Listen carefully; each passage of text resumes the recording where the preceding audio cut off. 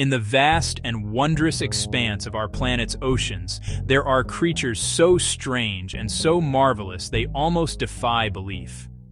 One such animal is the seahorse.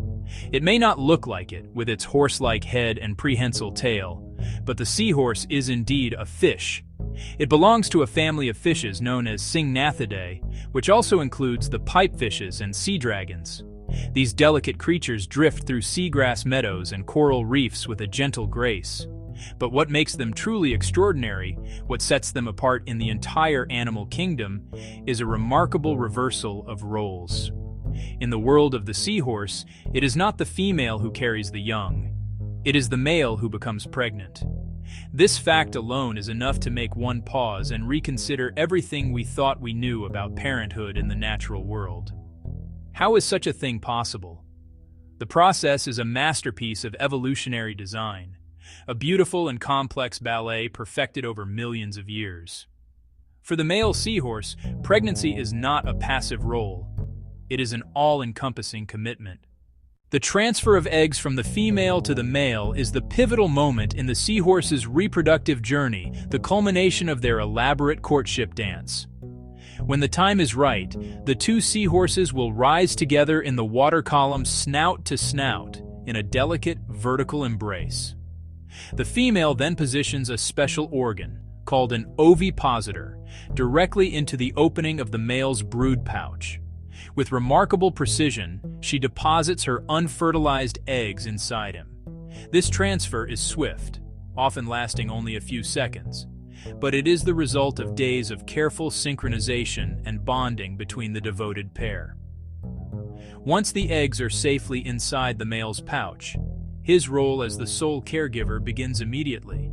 He releases his sperm directly into the pouch, fertilizing the hundreds, sometimes thousands, of eggs that now reside within him. The pouch seals shut, creating a closed and protected environment for the developing embryos. From this moment forward, the female's direct parental contribution is complete.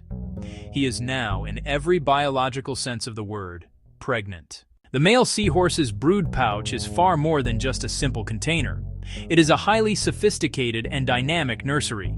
During the gestation period, which can last anywhere from 2 to 4 weeks depending on the species and water temperature, the pouch functions remarkably like a mammalian uterus. The father's body actively manages the environment within. He regulates the oxygen levels, ensuring a constant and adequate supply for the hundreds of developing embryos. This is a demanding physiological task, requiring a significant amount of energy and biological resources from the male, who carries on with his daily life while nurturing the next generation. Furthermore, the pouch provides essential nutrients to the growing seahorse fry. While the eggs arrive with their own yolk sacs, which provide initial nourishment, the father supplements this supply through the placenta-like tissues lining the pouch. Protection is another critical function of the pouch. By carrying them within his body, the male seahorse shields them from predation and fluctuating conditions. The birth of the baby seahorses is a truly explosive and dramatic event, and when the gestation period comes to an end, the male begins a series of powerful contractions. He will often grip a piece of coral or seagrass tightly with his tail, bracing himself for the strenuous ordeal. His body convulses, pumping and pushing with incredible force to expel the fully formed miniature seahorses from his pouch. This process is not gentle. It is a violent and exhausting labor that can go on for several hours. With each contraction, jets of tiny, independent seahorses are shot out into the surrounding water, sometimes a few at a time, sometimes in large clouds. The number of babies born is staggering. A single male seahorse can give birth to over 1,000 fry in a single pregnancy. These newborns are perfect, tiny replicas of their parents, measuring just a few millimeters in length. They are completely independent from the moment they are born. There is no parental care after birth. The father's duty is complete once the last baby has been expelled from his pouch. The sheer quantity of offspring is a strategy to overcome the immense challenges of survival in the ocean.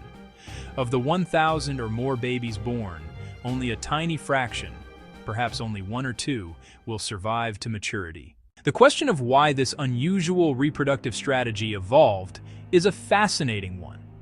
The answer likely lies in the simple, powerful logic of efficiency survival. By having the male take on the role of pregnancy, the female is freed up to produce the next batch of eggs much more quickly. While the male is busy gestating one brood, the female can devote her energy to foraging and developing more eggs.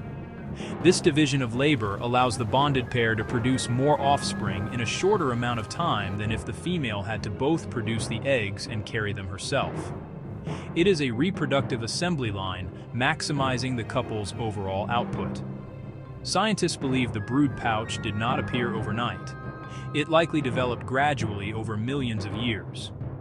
The ancestors of seahorses' modern-day pipefish relatives may have started by simply gluing their eggs to the male's abdomen. Natural selection favored protective skin flaps that grew and fused into the fully enclosed pouch we see today.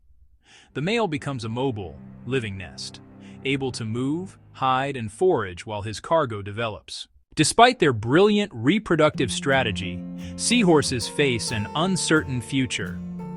These delicate creatures are threatened by a number of human activities. Their homes in seagrass beds, coral reefs are being destroyed by coastal development pollution, destructive fishing practices like bottom trawling. Many seahorses are caught unintentionally as bycatch in fishing nets meant for other species. They are also targeted directly for use in traditional medicine and for the aquarium trade. These combined pressures have led to a troubling decline in seahorse populations in many parts of the world. However, there is hope, and we can all play a part in protecting these magical creatures. Supporting the establishment of marine protected areas is one of the most effective ways to help. These underwater parks provide safe havens where seahorses and other marine life can live and reproduce without the pressures of fishing and habitat destruction. Making sustainable seafood choices also makes a difference. By choosing fish caught using methods that minimize bycatch, we can help reduce the number of seahorses accidentally killed. Simply being conscious of our impact on the marine environment is a crucial first step. The story of the pregnant father seahorse is more than just a biological curiosity. It is a powerful reminder of the wonder and fragility of our natural world. It challenges our perceptions and inspires a deeper appreciation for the intricate web of life in our oceans. Every creature, no matter how small or strange, plays a role in its ecosystem. The survival of the seahorse is linked to the health of our seas, and their decline is a warning sign that we must heed.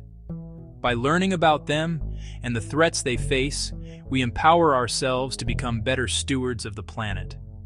The ocean's mysteries are vast, and there is always more to discover. The tale of the seahorse is just one of countless stories of survival, adaptation, and beauty unfolding beneath the waves every single day. If you found this journey into the world of the pregnant seahorse father as fascinating as I have, please consider liking this video and subscribing to our channel. By doing so, you help us continue to bring you these incredible stories from our natural world and spread awareness for the creatures that so desperately need our protection.